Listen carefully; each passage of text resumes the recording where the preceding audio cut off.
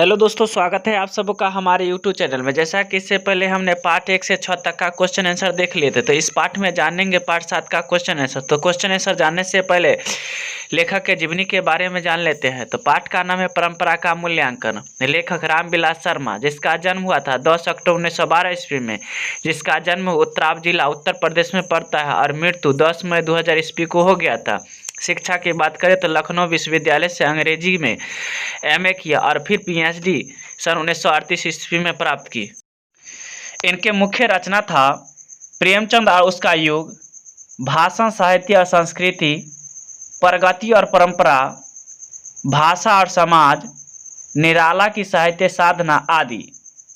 पुरस्कार की बात करें तो व्यास सम्मान पुरस्कार, सलाका सम्मान आदि मिला था।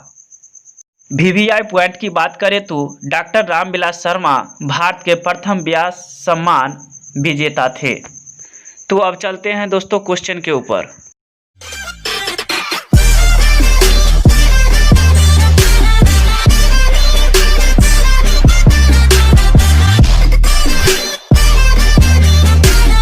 तो चलिए अब क्वेश्चन पर चलते हैं। तो क्वेश्चन नंबर 1 कहता है कि परंपरा का ज्ञान किसके लिए आवश्यक है और क्यों है।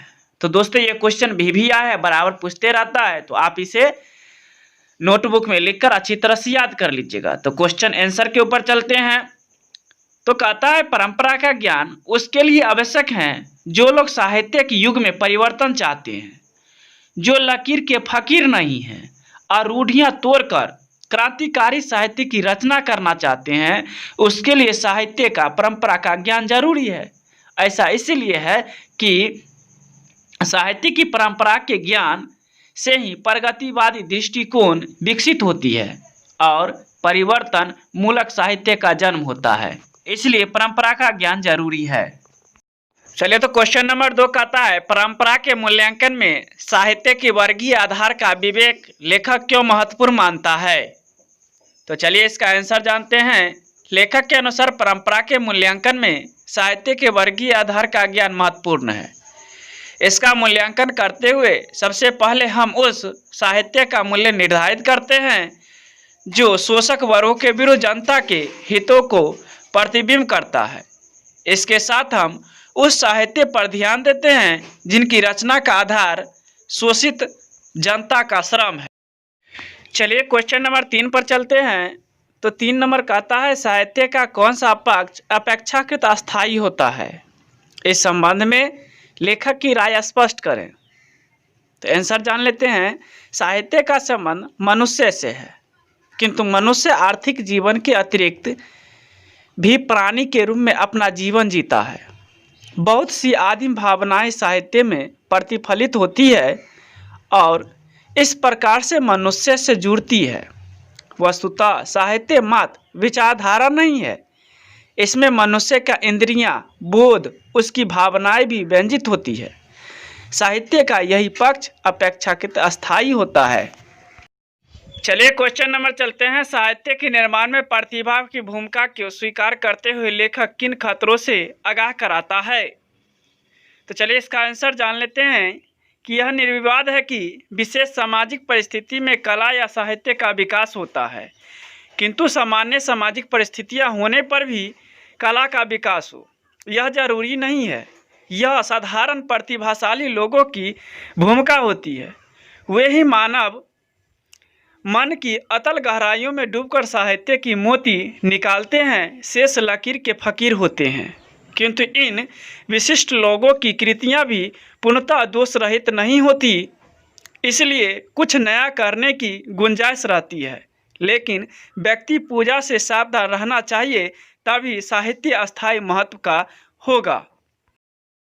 चलिए क्वेश्चन नंबर 5 जानते हैं। राजनीतिक मूल्यों से साहित्य के मूल्य अधिक अस्थायी कैसे होते हैं। तो दोस्तों ये क्वेश्चन भी आया है, तो क्वेश्चन बराबर पूछते रहता है। तो चलिए इसका आंसर जानते हैं। राजनीतिक मूल्य तत्कालीन या अस्थायी होते हैं, क्योंकि राजनीति का ताल्लुक भौतिक जगत से होता है।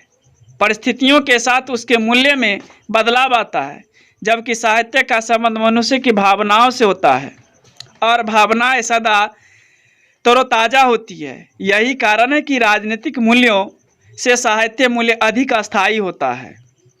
आज ब्रिटिश साम्राज्य का कोई नाम लेवा नहीं है, किंतु शेक्सपियर, मिल्टन और शैली संसार के जगमगाते सितारे हैं। चलिए क्वेश्चन नंबर 6 पर चलते हैं। क्वेश्चन नंबर 6 का आता है, जातीय अस्मिता का लेखक किस प्रसंग में उल्लेख करता है और उसका क्या महत्व बताता है? इसका आंसर जान लेते हैं। साहित्य के विकास में जातियों की भूमिका विशेष होती है। जन समुदाय जब एक व्यवस्था से दूसरी व्यवस्था में प्रवेश करते हैं तब उसकी अस्मिता नष्ट नहीं हो पाती है। मानव समाज बदल जाता है और अपनी पुरानी अस्मिता कायम रखता है। जो तत्व मानव समुदाय को एक जाति के रूप में संगठित करते हैं उनमें इतिहास और संस्कृति परंपरा के आधार पर निर्माण यह अस्मिता का ज्ञान अत्यंत महत्वपूर्ण है। जातीय साहित्य परंपरा का ज्ञान वाहक है। चलिए क्वेश्चन नंबर 7 पर चलते हैं। क्वेश्चन नंबर 7 कहता है, बहुजातीय राष्ट्र की हैसियत से कोई भी देश भारत का मुकाबला क्या और नहीं कर सकता? तो दोस्तों VVI क्वेश्चन है, तो आप इसे अच्छी तरह से याद कर लीजिएगा। तो चलिए उत्तर जानते हैं। भारत एक ऐसा राष्ट्र है जहां बहुत सारी जाति बसती है। सबकी अपनी भाषा है, रीति रिवाज है, लेकिन सबका इतिहास एक है और संस्कृति एक है। राष्ट्र के गठन में इतिहास और संस्कृति की बड़ी भूमिका होती है। यहाँ की राष्ट्रीयता किसी एक जाति को दूसरी पर विजय से निर्मित नहीं है। संस्कृति के निर्माण में यहाँ के कवियों का अमूल्य योगदान है। रामायण महाभारत की कथाएं संपूर्ण देश में पढ़ी और सुनी जाती है। मंदिर हो, मस्जिद हो, गुरुद्वारा हो और गिरजाघर सब गांव शहर में मिलते हैं। इस प्रकार बहुजातीय राष्ट्र की हैसियत से कोई भी देश भारत का मुकाबला नहीं कर सकता है।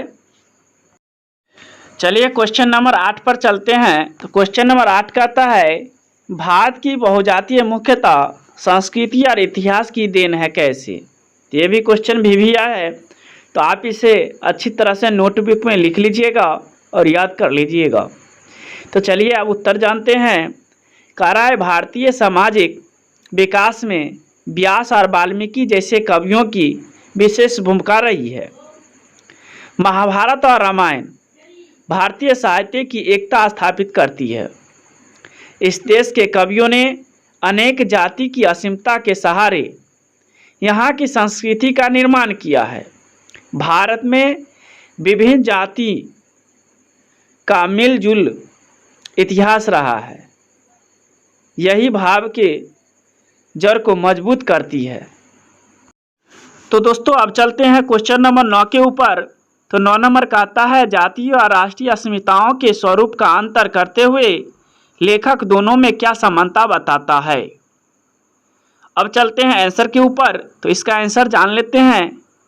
आंसर कहता है, लेखक ने जातीय एवं राष्ट्रीय अस्मिता को स्वरूप का अंतर करते हुए दोनों में कुछ समानता को बताया है।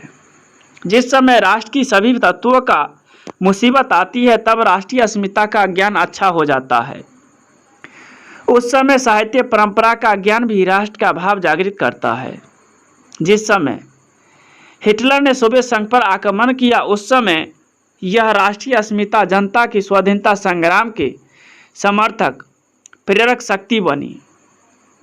इस युद्ध के दौरान खास तौर से रूसी जाति ने बार बार अपनी साहित्य परंपरा का स्मरण किया। समाजवादी व्यवस्था कायम होने पर जातीय अस्मिता खंडित नहीं होती है। तो दोस्तों यदि हमारा वीडियो पसंद आए तो चैनल को लाइक और सब्सक्राइब करें तथा बेल आइकन को दबा दें ताकि ऐसा ही वीडियो सबसे पहले आपको मिल सके। वीडियो को पूरा देखने के लिए धन्यवाद दोस्तों।